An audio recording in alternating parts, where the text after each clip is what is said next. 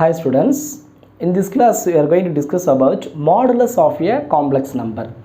ஒரு காம்ப்ளெக்ஸ் நம்பருக்கு மாடுலஸ்னா என்ன அப்படிங்கிறத பற்றி நம்ம இந்த கிளாஸில் டிஸ்கஸ் பண்ணலாம். Okay, modulus of a complex number.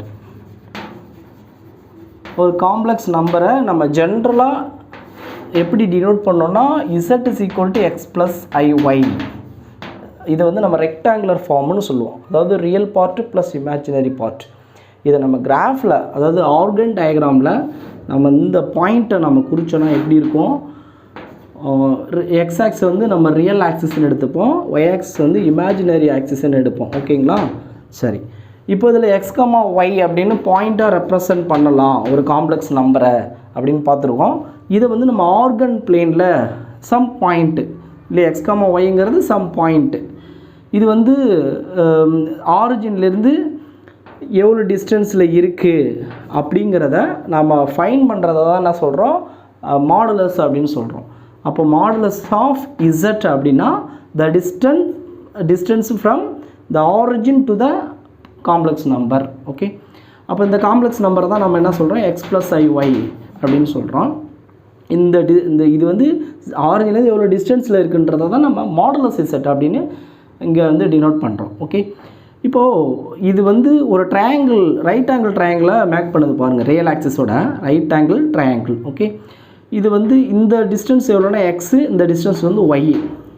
ஓகேங்களா? அப்போ தான் எக்ஸ் கமா ஒய் அப்படிங்கிற பாயிண்ட் கிடைக்கும், எக்ஸ் கமா ஒய். சரி, இப்போது இந்த டிஸ்டன்ஸ் எனக்கு வேணும். இது வந்து ஆக்சுவலாக இது என்னவா இருக்குன்னா ஹைபாட்டனியஸாக இருக்குது. ஏன்னா 90 டிகிரி ஆப்போசிட்டில் இருந்து அது ஹைபாட்டனியஸ். அப்போது பித்தாகரஸ் தேரத்தை நம்ம யூஸ் பண்ணலாம் இல்லையா?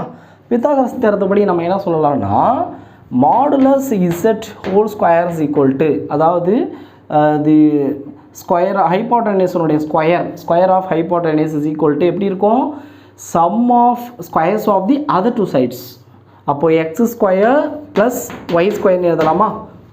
அதான் நான் Pythagoras theorem. So x square plus y square is equal to modulus is square. இதிலிருந்து modulus z is equal to இந்த ஸ்கொயர் இருக்கு இல்லையா, அதை ரைட் சைடு எடுத்துகிட்டு போனால் எனக்கு என்ன ஆகிடும், ஸ்கொயர் ரூட் ஆகிடும். அப்போ square root of x square plus y ஸ்கொயர்னு எழுதலாம். அப்போ மாடுலஸ் இசட்டோட வேல்யூவை நம்ம எப்படி டினோட் பண்ணுறோன்னா square root of x square plus y square. இங்கே எக்ஸ் அப்படிங்கிறது ரியல் பார்ட், ஒய் அப்படிங்கிறது இமேஜினரி பார்ட். ஓகேங்களா? ஸோ இதுதான் வந்து மாடுலஸ் இசட். சரி, இப்போது இசட் பார் அப்படின்னா என்ன அர்த்தம், இந்த எக்ஸ் ப்ளஸ் ஐஒய் இசட் அப்படின்னா இசட் பார் வந்து எக்ஸ் மைனஸ் ஐஒய், அதாவது காஞ்சுகேட்டுன்னு சொல்லுவோம். இதோடைய காஞ்சுகேட் இசட் பார் வந்து காஞ்சுகேட் ஆஃப் இசட். இப்போது இசட் இன்ட்டு இசட் பார் இதை நான் எழுதும்போது இசட்டோட வேல்யூ என்ன சொல்கிறான், x plus i y. Z bar அப்படிங்கிறது எக்ஸ் மைனஸ் ஐஒய். இது வந்து நம்ம ப்ராடக்ட் பண்ணும்போது a plus b into a minus B.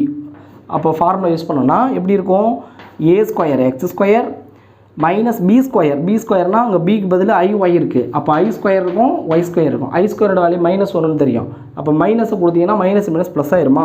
So அப்போ என்ன கிடைக்கும், x square plus y square ஆயிரும். ஐ ஸ்கொயர் மைனஸ் 1, இப்போ மைனஸ் மைனஸ் ப்ளஸ். அப்போ இதை நம்ம திரும்ப எப்படி எழுதலாம்னா மாடுலஸ் இசட் ஸ்கொயர்னு எழுதலாம். ஸோ அப்போது மாடுலஸ் இசட் ஸ்கொயரை நம்ம எப்படி சொல்லலாம்னா இசட் இன்ட்டு இசட் பார் அப்படின்னு சொல்லலாம். இசட் இன்ட்டு இசட் பார். ஸோ இது வந்து ஒரு ப்ராப்பர்ட்டி தெரிஞ்சுக்கிறோம். இப்போ அதே மாதிரி மாடுலஸ் ஆஃப் இசட் பார் நான் ஃபைன் பண்ணுறேன். மாடுலஸ் ஆஃப் இசட் பார் இதோட வேல்யூ எப்படி இருக்குன்னு பார்ப்போம். இப்போ இசட் பாருங்கிறது என்ன சொல்லிருக்கோம், எக்ஸ் மைனஸ் ஐஒய். மாடுலஸ்னால் என்ன சொன்னால் ஸ்கொயர் ரூட் போட்டு ரியல் பார்ட்டோடைய வேல்யூ அதை ஸ்கொயர் பண்ணணும். அப்போ ரியல் பார்ட்டுங்கிறது எக்ஸு, அப்போ x square plus next imaginary பார்ட்ன்றது ஐயோடைய கோஎஃபிஷியன்ட் இல்லையா, ஐயோட கோஎஃபிஷியன்ட் என்னென்னா இங்கே மைனஸ் ஒய். அப்போ minus y the whole square.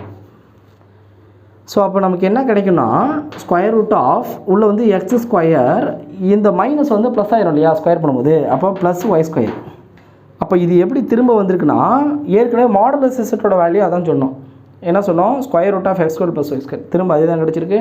அப்போ அதுலேருந்து நம்ம என்ன சொல்லலாம்னா மாடுலஸ் இசட் பாரும் மாடுலஸ் இசட்டும் ஈக்குவல்னு சொல்லலாம். அப்போ இது ஒரு ப்ராப்பர்ட்டி. ஓகேங்களா? சரி, இந்த மாதிரி ப்ராப்பர்ட்டிஸ் எல்லாத்தையும் நம்ம எழுதிடுறேன், அது ஒவ்வொன்றா நம்ம ப்ரூஃப் பண்ணலாம். ஸோ ப்ராப்பர்ட்டிஸ் என்னென்ன இருக்குது அப்படின்னா, first one modulus of z is equal to modulus of z bar. So இதை ஃபஸ்ட் ஒன்று சொன்னோம் இல்லையா, அதுதான். செகண்ட் ஒன் என்னென்னா modulus of z1 plus z2 is less than or equal to modulus of z1 plus modulus of z2. So இதுக்கு பேர் என்ன சொல்லுவாங்கன்னா ட்ரையாங்கிள் இன்இக்வாலிட்டின்னு சொல்லுவாங்க. இதுக்கு பேர் என்னது? Triangle inequality.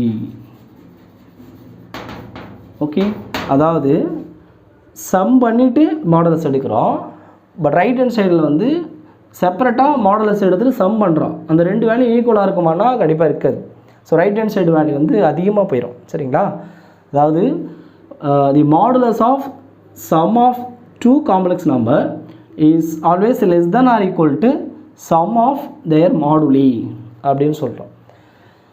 இதுக்கு ப்ரூஃப் இருக்குது. ஸோ அதை நம்ம நெக்ஸ்ட் கிளாஸில் பார்க்கலாம். நெக்ஸ்ட் தேர்ட் ஒன், இப்போ நம்ம ப்ராடக்ட்லையும் சொல்லலாம். Modulus z1 into z2 which is equal to modulus z1 into modulus z2. But ப்ராடக்டை பொறுத்தளவில் அது மாறாது, வேல்யூ மாறாது, ஈக்குவலாக தான் இருக்கும். ஸோ அப்போது modulus of product of complex numbers is equal to product of their moduli அப்படின்னு சொல்லலாம். ஸோ இதுக்கும் நம்ம ப்ரூஃப் பார்க்கலாம். நெக்ஸ்ட்டு ஃபோர்த் ஒன், நெக்ஸ்ட் டிஃப்ரென்ஸுக்கும் சொல்லலாம். Modulus of z1 minus z2. Okay, modulus of இது வந்து z2. ஸோ இதுக்கு வந்து என்ன அப்படின்னா greater than or equal to modulus of z1 minus modulus of z2 அப்படின்னு எழுதலாம். ஓகே, இல்லைனா இதை இன்னொரு விதமாகவும் எழுத முடியும். என்னென்னா modulus of z1 minus z2 is less than or equal to modulus z1 plus modulus z2. So இப்படியும் எழுதலாம்.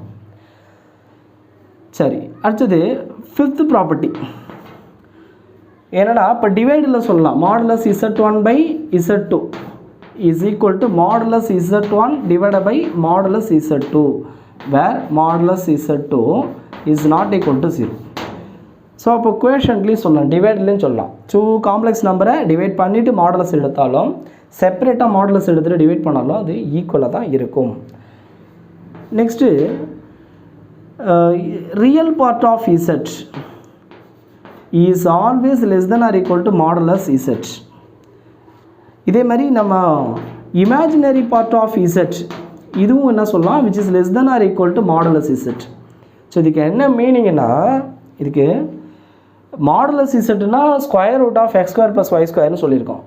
ரியல் பார்ட் ஆஃப் z அப்படின்னா எதை மீன் பண்ணுது, எக்ஸோட வேல்யூ. அப்போது x is less than or equal to square root of x square plus y square. இதுதான் always ட்ரூவாக இருக்கும்.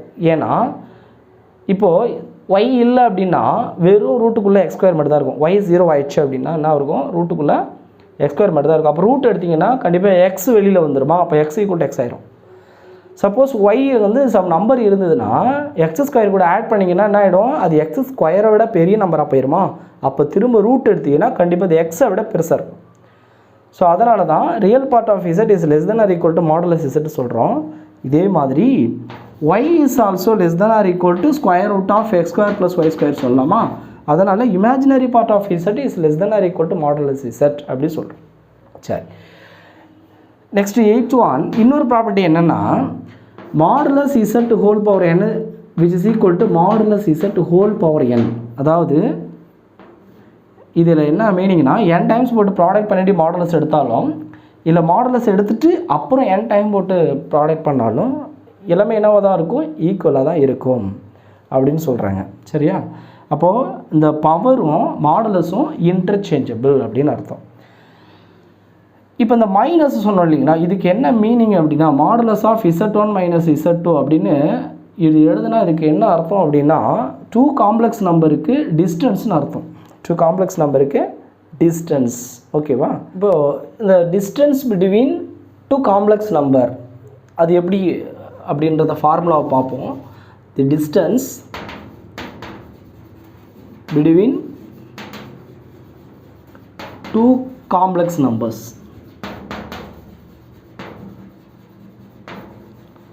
அந்த டூ காம்ப்ளெக்ஸ் நம்பரை z1 அண்ட் z2ன்னு எடுப்போம்.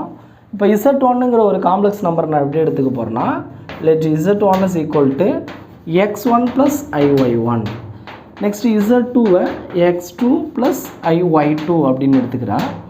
இப்போ டிஸ்டன்ஸ்னால என்ன சொன்னோன்னா மாடுலஸ் வேல்யூ. அப்போ modulus Z1 minus Z2 which is equal to இது எப்படி எழுதலாம் modulus of first complex number அது வந்து x1 ப்ளஸ் IY1. So second complex number என்னென்னா minus x2 minus IY2 plus IY2. Okay, இப்போது நம்ம மாடுலஸ் எடுக்கணும்னா ரியல் பார்ட் இமேஜினரி பார்ட்டை செப்பரேட்டாக நம்ம பிரிக்கணும். அப்போது மாடுலஸ் ஆஃப் ரியல் பார்ட் அப்படின்னா x1 x2 இது ரெண்டுமே ரியல் பார்ட்டு தான். அப்போது x1 மைனஸ் x2ன்னு பிரிச்சிடணும் plus I into next imaginary part அதோட ஐயோடைய கோஎஃபிஷியன்ட்டு. ஸோ ஃபஸ்ட்டு வந்து y1 இருக்குது y1 இங்கே வந்து மைனஸ் உள்ளே எடுத்துகிட்டு போனால் plus and minus minus y2 அப்படின்னு கிடச்சிரும். ஓகேங்களா? சரி, மாடுலஸ் எடுக்கணும்னு என்ன சொன்னோம் ஸ்கொயர் ரூட்டு போட்டு ரியல் பார்ட்டையும் ஸ்கொயர் பண்ணி இமேஜினரி பார்ட்டையும் ஸ்கொயர் பண்ணி ஆட் பண்ணணும்னு சொல்லியிருக்கோம். அப்போ ரியல் பார்ட் அப்படின்றது x1 மைனஸ் x2 அதை ஸ்கொயர் பண்ணணும் ப்ளஸ் இமேஜினரி பார்ட் என்னென்னா y1 மைனஸ் y2 ஸோ அதை ஸ்கொயர் பண்ணுறோம். ஓகே, இது எப்படி இருக்குது பாருங்கள் square root of x1 minus x2 the whole square plus y1 minus y2 the whole square. இது என்னென்னா டிஸ்டன்ஸ் பிட்வீன் 2 பாயிண்ட்ஸ் ஃபார்முலா. இது வந்து கோஆர்டினேட் ஜாமெட்ரியில் நம்ம பார்த்துருப்போம் 10th பார்த்துருப்போம் இல்லையா? ஸோ அப்போது square root of x1 minus x2 the whole square plus y1 minus y2 the whole square is nothing but the distance between 2 points. So அதை தான் இங்கே நம்ம டிஸ்டன்ஸ் பிட்வீன் 2 காம்ப்ளெக்ஸ் நம்பருக்கு ஃபார்முலா பார்க்குறோம். சரிங்களா? இப்போ நெக்ஸ்ட்டு இப்போ மாடுலஸ் ஆஃப் Z1 மைனஸ் Z2ஓட வேல்யூவை நம்ம எப்படிலாம் பார்த்துருக்கோன்னா less than or equal to modulus Z1 plus modulus Z2ன்னு பார்த்தோம். இன்னொன்று வந்து modulus of Z1 minus Z2 is greater than or equal to modulus of உள்ள modulus Z1 minus modulus Z2 அப்படின்னு பார்த்தோம். சரிங்களா? இது ரெண்டுமே இதுக்கான ஃபார்முலா தான். மாடுலஸ் Z1 மைனஸ் Z2க்கான ஃபார்முலா தான். இப்போ இந்த 2 ஃபார்முலாஸுமே நான் கனெக்ட் பண்ணி ஒரே இன்இக்வாலிட்டியில் எழுத போகிறேன். எப்படின்னா இப்போ பாருங்கள் இது ரெண்டுத்தையுமே காமனாக வந்து இந்த வேல்யூ தான் இருக்குது. ஓகேவா? இதில் சின்ன வேல்யூன்னு பார்த்தீங்கன்னா இது தான். ஓகே, இதை விட இது சின்னது. அப்போ இதை விட இது பெருசாக இருக்கா? நெக்ஸ்ட்டு இதை விட இது பெருசு. அப்போ எல்லாத்த விட எது பெருசுன்னா இது தான். அப்போ ஃபஸ்ட்டு நம்ம எதை எழுதலாம்? இந்த ஈக்குவேஷன் எழுதிடலாம் இல்லையா? ஸோ அப்போது modulus of modulus Z1 minus modulus Z2 which is less than or equal to இதை விட இது வந்து பெருசுன்னு சொல்லியிருக்கோம். இப்போ அடுத்து நம்ம பெருசாக எழுத போகிறோம். எது எதுனா modulus Z1 minus Z2. Okay, which is less than or equal to இப்போ எல்லாத்தோட இதான் பெருசுன்னு சொல்கிறோம். ஸோ அப்போ modulus Z1 plus modulus Z2. So அப்போ இது வந்து ஒரு இம்பார்ட்டண்டான ஃபார்முலா. இதை நம்ம யூஸ் பண்ணிக்கிட்டோன்னா நிறைய சம்ஸு சால்வ் பண்ணுறதுக்கு யூஸ்ஃபுல்லாக இருக்கும். Okay, thank you students.